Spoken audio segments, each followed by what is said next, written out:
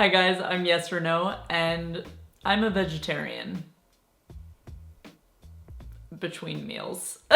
No, okay, so actually about me, so I used to be a huge meat eater, right? I was the type of meat eater who, like, if a meal didn't have meat in it, I didn't consider it a meal. I went from being somebody who felt that way about meat to becoming somebody who eats vegetarian almost every day, right? When I'm at my own apartment. You're like, yes or no, but how? When? Most importantly, why? Not why, who? Like most other decisions in my life, this one was influenced by a boy. My boyfriend, Zeman. When him and I first met, he was a carnivore. You can tell where this is going, right? He pulled the old bait and switch, hide it from me when we're in the honeymoon phase, and then hit me with a BAM!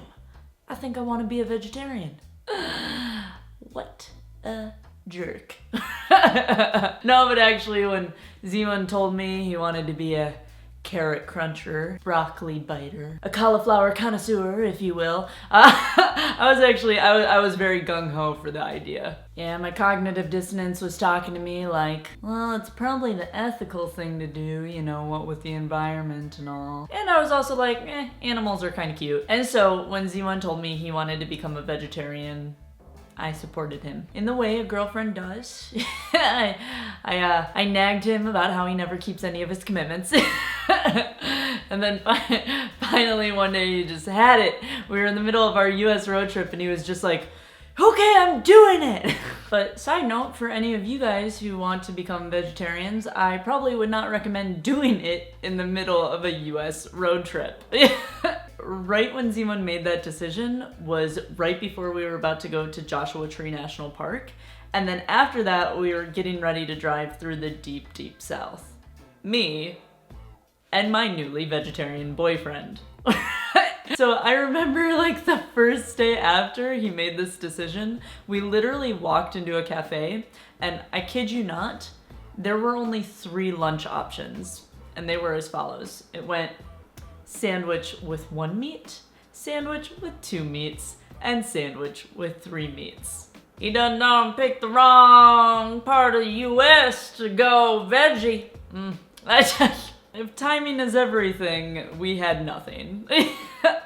But when we finally did get back to Munich, Germany, that allowed us a lot more freedom to figure out this whole vegetarian thing because we had a kitchen we could cook in. And me, being the supportive girlfriend that I am, basically became vegetarian alongside him, right? Because what else are you gonna do? What else are you gonna do, right? Like, we would make our meal. I'm not about to cook a whole extra meal just to have some meat on the side.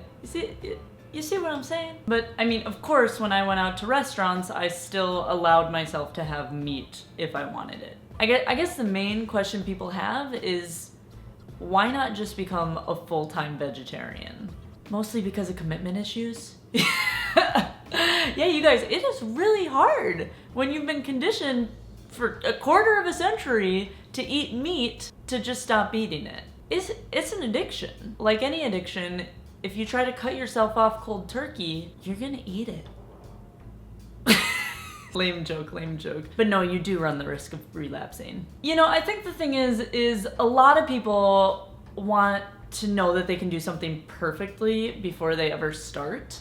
And if they don't think they can do it perfectly, then they never start. But for me, with eating vegetarian at home, it's like, okay, I might not be perfect, but I at least know that I'm doing more positive for this world by eating less meat than I otherwise would be.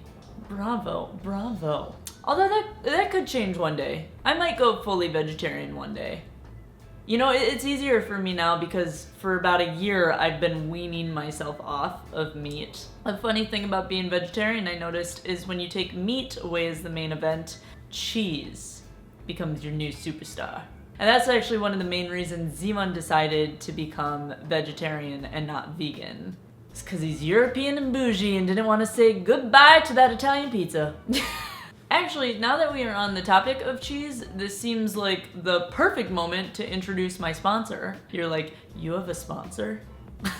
Don't act so surprised. I want to say a big shout out to Skillshare today for sponsoring this video. So basically what it is just this giant community where creators teach courses on anything from design to business to singing.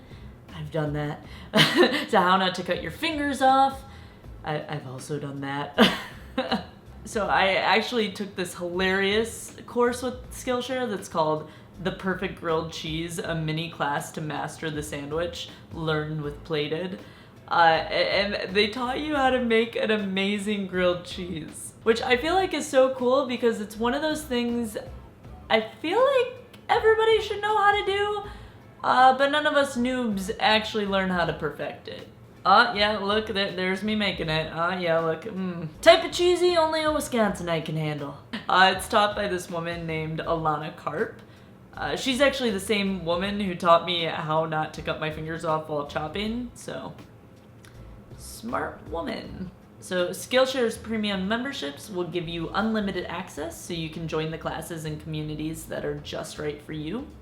And with more than 7 million creators, Skillshare allows you to join groups to learn with like-minded learners, receive feedback on projects, and speak with others with the same interests as you. Also, guys, Skillshare is giving away a free 2-month unlimited access trial to my subscribers who click on the link in the description box. And after that, it's only around $10 a month. Oh God, looking at that grilled cheese made me feel a certain type of way. Hungry, mostly.